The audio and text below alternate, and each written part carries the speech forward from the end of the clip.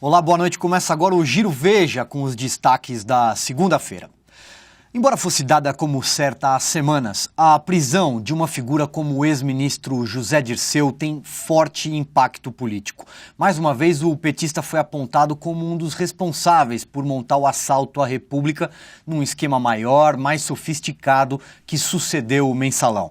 É importante frisar uma coisa: a Lava Jato, neste momento, faz uma conexão entre o Petrolão e o Mensalão. E a conclusão é uma só: a corrupção sistematizada é a grande marca do governo Lula que ficará para a história.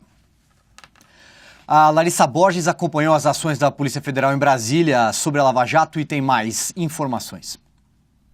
Oi, Silvio. Pois é, Dirceu foi preso em Brasília por volta das 7 da manhã, em uma das mais aguardadas fases da Lava Jato. O próprio Dirceu sabia que o dia de hoje estava próximo, ainda mais depois da delação do lobista Milton Pascovitch, que contou em detalhes como a propina era paga. E olha que a diversidade era muita. Tinha propina camuflada de consultoria, propina em reforma de imóvel, compra de apartamento, quitação de aluguel de jatinho e até pagamentos contínuos de uma quase mesada mesmo. O juiz Sérgio Moro, que autorizou a prisão, foi enfático. Segundo ele, Dirceu cometia crimes de forma profissional e habitual. O acesso a sigilos bancários e informações dadas pelo delator Milton Pascovitch mostram que ele continuou a receber propina mesmo depois de já condenado por corrupção ativa no julgamento do Mensalão, o que significa, segundo o juiz, que Dirceu tinha uma conduta de completo desprezo pela lei. Os depoimentos de Pascovitch foram fundamentais para a prisão de Dirceu. E olha que em um dos depoimentos, Pascovitch disse que nos repasses de propina ao petista, se houvesse excedente, o pagamento do dinheiro era enviado a mando de Dirceu para o ex-tesoureiro do partido João Vacari Neto. Lembrando que Vacari já foi apontado pelo delator Pedro Barusco como destinatário de até 200 milhões de dólares do Petrolão, Silvio. Obrigado, Larissa. A Carolina Farina tem os detalhes da entrevista coletiva dada pelos investigadores. Oi, Silvio. Ao explicar nesta segunda-feira os motivos que levaram à prisão de José Dirceu pela Lava Jato, o procurador da República, Carlos Fernando dos Santos Lima, afirmou que o petista não é só um beneficiário do esquema que sangrou os cofres da Petrobras, mas sim um dos líderes do Petrolão.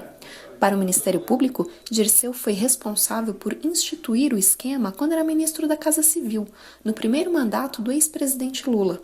E mais, continuou a receber dinheiro sujo mesmo durante as investigações e o julgamento do Mensalão, e até depois de preso, condenado pelo Supremo por corrupção. A Procuradoria informou também que os demais líderes do esquema criminoso na Petrobras estão sob investigação. Questionado se o ex-presidente Lula é um dos alvos da Lava Jato, Santos Lima disse apenas que ninguém está isento de investigações. E as prisões de hoje já provocaram comentários de ministros do Supremo Tribunal Federal. O ministro Marco Aurélio Mello classificou bem: a corrupção hoje no Brasil ocorre no atacado. Marcela Matos. Silvio, horas depois da prisão de José Dirceu, o ministro Marco Aurélio Mello, do Supremo Tribunal Federal, fez uma comparação entre o Mensalão e o escândalo de corrupção na Petrobras.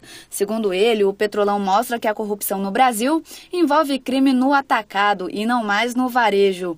Marco Aurélio participou do julgamento do Mensalão e, em 2006, classificou o esquema de compra de votos no Congresso como o maior escândalo de corrupção do país, o que hoje se mostra algo bem menor perto da ação bilionária na Petrobras.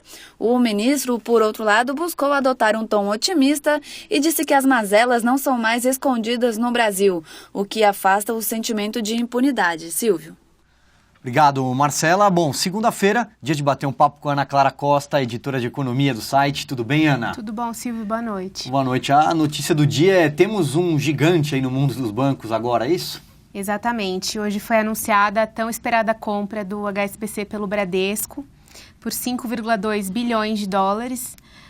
Há mais ou menos 2 meses o Bradesco anunciou a vontade de comprar o HSBC, depois que o HSBC já havia deixado claro aos acionistas que não estava mais interessado na operação no Brasil e em outros países, como a Turquia, por exemplo. Santander e Bradesco entraram na briga para comprar o HSBC, Bradesco levou. Hoje, as ações do Bradesco, logo depois do anúncio, começaram a cair num sinal do mercado de que a compra não tinha sido apreciada. conversando com alguns analistas, o que eles disseram para a gente é que acharam um valor alto demais. Eles esperavam que a compra tivesse em torno de 4 bilhões de dólares. Então, por isso, as ações acabaram repercutindo esse descontentamento. Afinal, o que eles dizem é o HSBC no Brasil é um banco que está dando prejuízo no momento da economia brasileira de aperto do crédito e queda do consumo, em que, enfim, a tendência, os analistas acham que eles conseguiriam comprar o HSBC por menos. No fim da história, Silvio, o que acontece é que nós temos um banco maior ainda do que já era. O Bradesco, antes dessa aquisição, ele era o 4º maior banco, se a gente levar em conta Banco do Brasil, Itaú e Caixa.